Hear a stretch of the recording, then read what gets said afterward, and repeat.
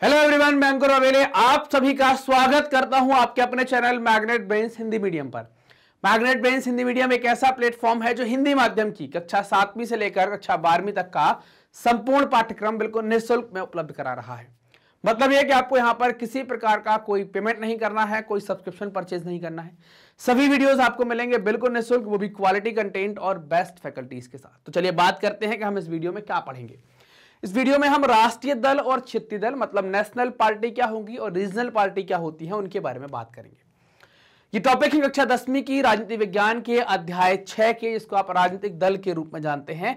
वहां से हम ये दो टॉपिक उठाकर लाए हैं, राष्ट्रीय दल और क्षेत्रीय दल। तो इन दोनों के बारे में हमें बात करनी है। सबसे पहले हम देखते हैं राष्ट्रीय दल। सबसे पहले हम दलों के बारे में जानेंगे। विश्व की संघीय व्यवस्था वाले जो लोकतंत्र होते हैं उनमें दो तरह के राजनीतिक दल होते हैं।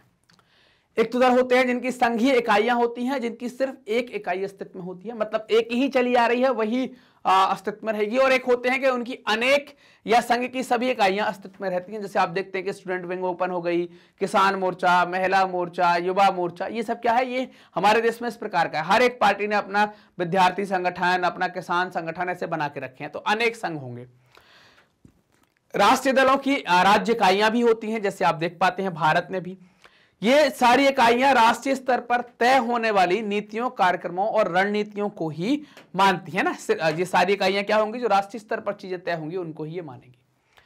अब राष्ट्रीय दल या कोई भी दल क्या होगा, तो कोई किसी भी पार्टी अगर आप बनाते हैं तो आपको उसका पंजीकरण कराना पड़ेगा। निर्वाचन आयोग के अंदर, चुनाव आयोग के अंदर जाकर आपको उसका पंजीकरण, रजिस्ट्रेशन करवाना होगा।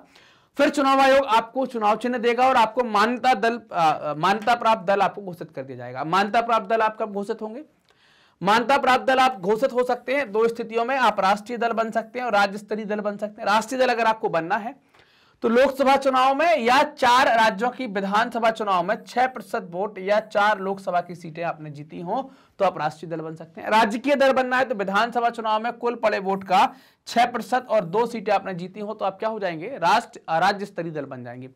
मतलब दोनों जगह क्लियर है कि यहां पर 6% वोट आपको चाहिए है और 4 सीटें चाहिए हैं। यहां पर 6% वोट चाहिए और 2 सीटें चाहिए हैं। आप राजकीय दल और राष्ट्रीय दल बन सकते हैं। 2017 में देश में 7 राष्ट्रीय दल थे या राष्ट्रीय स्तर के दल थे। जैसे सबसे पहले हम बात कर रहे हैं, पहला दल हमारा आया है जिसको आप कहते हैं ऑल इंडिया तृणमूल कांग्रेस, जिसको टीएमसी के नाम से भी जानते हैं ना। इसको टीएमसी भी कहते हैं, ऑल इंडिया तृणमूल कांग्रेस भी कहलाती है। इसकी स्थापना क्या हुई? इसकी स्थापना होती है 1 जनवरी 1998 को। संस्थापक है ममता बनर्जी। और इसका जो चिन्ह है पुष्प और तृण है ना, ये फूल और ये तृण मतलब डंठल। और 2011 में पश्चिम बंगाल की सत्ता में आई, तब से है बंगाल में लगातार ये रिपीट हो रही है। 2-3 बार इन्हें मुख्यमंत्री के पद पर भी आ गई। एक आती है बहुजन समाज पार्टी, जिसको शॉर्ट फॉर्म में बीएसपी भी कहते हैं। इस बीएसपी की स्थापना 1984 में स्वर्गीय कांसीराम जी के द्वारा इसकी स्थापना की गई। हाथी जो है वो इनका चुनाव चिन्ह है। बहुजन समाज जो है वो खास तौर से किस किस समाज को टारगेट करता है? वो आदिवासी समाज को, दलित समाज को, अल्पसंख्यक और पिछड़ी जातियां, इन जातियों को वो टारगेट करता है। और इनको इकट्ठा मिलाकर ही क्या कहा जाता है? बहुजन समाज कहा जाता है। ये इनकी परिभाषा के अंदर बोला गया कि हम किसको बहुजन कहेंगे, तो SC, ST, माइनॉरिटी और OBC, इनको मिलाकर ये बहुजन कहते हैं। उत्तर प्रदेश में बहुजन समाज पार्टी ने 4 बार अपनी सरकार बनाई है। एक पार्टी आती है जिसको कहते हैं भारतीय जनता पार्टी, जिसको आप बीजेपी के नाम से जानते हैं। बीजेपी के पहले ये पार्टी जनसंघ हुआ करती थी और जनसंघ से ही निकलकर भारतीय जनता पार्टी आती है 1980 में। जनसंघ की स्थापना 1951 में श्यामा प्रसाद मुखर्जी ने की थी। ये श्यामा प्रसाद मुखर्जी नेहरू मंत्रिमंडल में भी थे। उन्होंने वहां से इस्तीफा देकर अपने क्या किया था, एक जनसंघ की स्थापना कर लेते हैं। अब जो भारतीय राष्ट्रवादी और राजनीति, इसकी अवधारणा में मतलब अगर हम बीजेपी की बात करें तो क्या है, तो भारतीय राष्ट्रवाद और राजनीति, इसकी अवधारणा में सांस्कृतिक राष्ट्रवाद एक प्रमुख तत्व है। मतलब हिंदुत्व के लिए ये बात करती है। समान नागरिक संहिता इनका एक मुद्दा है। 1998 में सत्ता में आती है। 2014 में इन्हें पूर्ण बहुमत प्राप्त किया था और फिर आपने देखा कि 19 में भी इनको पूर्ण बहुमत मिला। एक आती है party communist party of India, जिसको आप CPI कहते हैं। 1925 में इसकी स्थापना हुई। मार्क्सवाद, लेनिनवाद, धर्मनिरपेक्षता और लोकतंत्र में इनकी आस्था है। चुनाव चिन्ह आप देख पा रहे हैं, हंसिया और धान की बाली, ये इनका चुनाव चिन्ह होता है। 1964 में इस पार्टी में जो CPI है इसमें फूट पड़ जाती है और इससे एक पार्टी अलग हो जाती है, CPIM। Communist party of India, Marxist जिसको माकपा कहा जाता है, मार्क्सवादी पार्टी कहलाती है, वो अलग हो जाती है। 2014 में 1% से कम वोट और 1 सीट इसको मिली थी। इनकी हालत थोड़ी सी खराब हो गई थी।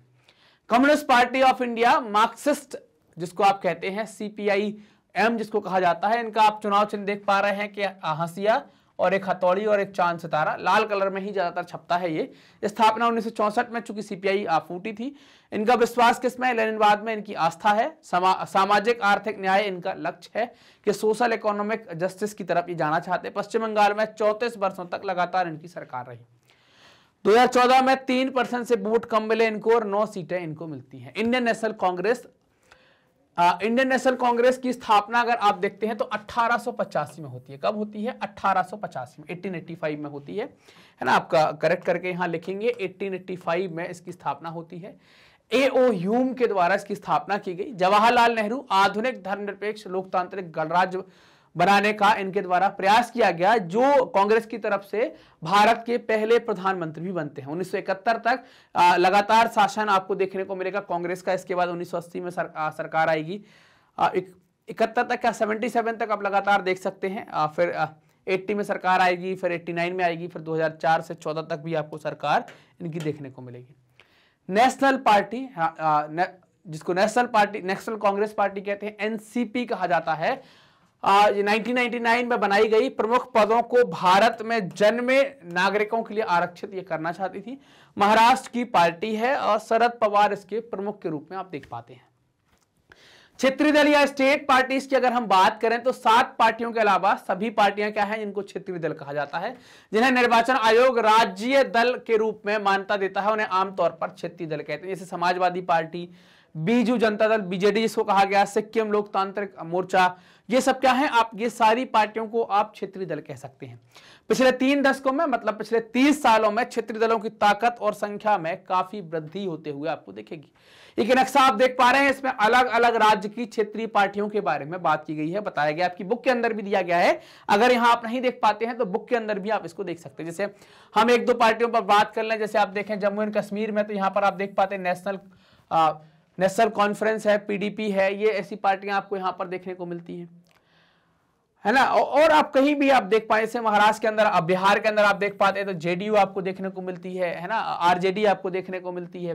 तो ऐसी कई सारी पार्टियां हैं, अलग अलग जगह आप देख पाए, सारी जगह आपको छोटी छोटी पार्टियां। तो आप आपकी बुक खोलेंगे, ये पार्टियां जरूर स्टेट वाइज लिखेंगे, एक टेबल बना लेंगे। मध्य प्रदेश कौन कौन सी पार्टियां राज्य स्तरीय, उत्तर प्रदेश कौन कौन सी पार्टियां राज्य स्तरीय, ये जरूर आप लिखेंगे। तो इससे क्या होगा, आपको क्षेत्रीय दल याद हो जाएंगे और आप आसानी से कभी कोई पूछा गया तो आप स्कोर कर पाएंगे। तो हमने राष्ट्रीय दल और क्षेत्रीय दल वाली बात जो है उसको यहां पर कंप्लीट कर लिया। मैग्नेट ब्रेन्स अपनी हाई क्वालिटी एजुकेशन के साथ साथ निःशुल्क शिक्षा के लिए भी जाना जाता है। मतलब आपको यहां पर किसी प्रकार का कोई पेमेंट नहीं करना होता है, कोई सब्सक्रिप्शन परचेज नहीं करना होता है। खास तौर पर क्वालिटी कंटेंट के लिए आपको 1 पैसे का भी पेमेंट नहीं करना। हम बहुत सारे कोर्स ऑफर करते हैं, CBSE English medium, Hindi medium, NTSC, olympiad, CUET, spoken, ये सारे कोर्स हम ऑफर करते हैं जिनके लिए आपको किसी प्रकार का कोई पेमेंट नहीं करना है। वीडियोस कहाँ मिलेंगे? तो यूट्यूब पर, हमारी वेबसाइट पर, हमारे एप्लीकेशन पर आप सर्च कर सकते हैं। आप हमसे कनेक्ट हो सकते हैं यूट्यूब, फेसबुक, इंस्टा, ट्विटर और टेलीग्राम के माध्यम से। सर्च करेंगे मैग्नेट ब्रेन्स तो हमें पाएंगे, आप हमारे साथ कनेक्ट हो सकते हैं। ये वीडियो आप देख रहे हैं मैग्नेट ब्रेन्स के Hindi channel magnet brains Hindi medium पर, तो चैनल को सब्सक्राइब कीजिए, वीडियो को लाइक कीजिए, अपने दोस्तों के साथ शेयर कीजिए। कमेंट सेक्शन में बताइए कि वीडियो आपको कैसे लग रहे हैं, कोई डाउट है तो उनको भी आप कमेंट में पूछ सकते हैं। मिलते हैं अगले वीडियो में, तब तक अपना ध्यान रखिए, ख्याल रखिए, मस्त रहिए, पढ़ते रहिए। धन्यवाद।